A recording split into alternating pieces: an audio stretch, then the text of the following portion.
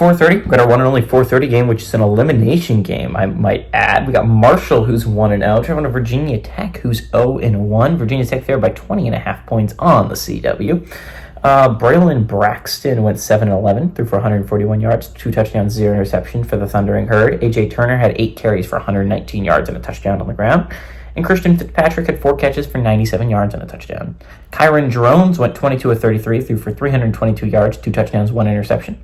Bayshul Tootin had 9 carries for 34 yards and a touchdown, and Ali Jennings had 2 catches for 90 yards. Virginia Tech is 11-3 all-time against Marshall. Last game did go to Marshall in 2023, though that was what I had as Virginia Tech's most heartbreaking loss. But Marshall has never gone to Virginia Tech and won that football game. Virginia Tech fans are in shambles right now. They entered the season with so much hype. They were excited. They thought they were the dark horse to win the ACC. I thought they had a really good team built together, and then they lose to Vandy. Oh, just wow, guys. Wow. Losing to Vanderbilt. The joke of the SEC.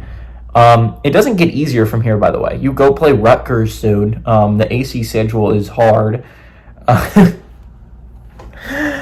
used to think that the schedule will end up really well for Virginia Tech to make the playoffs, but now with the Vandy loss, again, for anyone that's new here, what I consider elimination game is if it's a group of 5 team, as soon as they get a loss, I stop talking about them. If you're a Power 4 team, as soon as you get 2 losses, I stop talking about you. So I think what's really going to be interesting here is whoever loses this game, I likely don't talk about them next week. Especially if it's Marshall. Virginia Tech might actually play a competent team, but especially Marshall.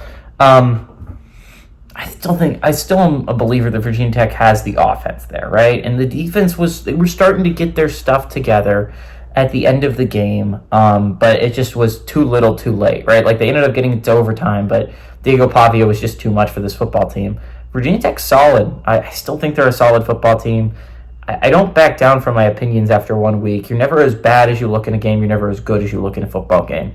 I still think Virginia Tech's a solid squad. I think the game against Vandy was a bad showing, but I think that's what you get when you're not a team like Georgia, when you're not a team like Ohio State, is sometimes you have bad showings. I think Virginia Tech is going to bounce back this week. A good team doesn't lose twice in a row. I said that about Florida State last week. Hopefully it doesn't come back to bite Virginia Tech. But I still think if you're a good football team, you don't lose 2 wins in a row, especially 2 very winnable football games. I think Virginia Tech is a much better football team. I think they're going to take their anger out on Marshall, and I like Virginia Tech to win and cover at home.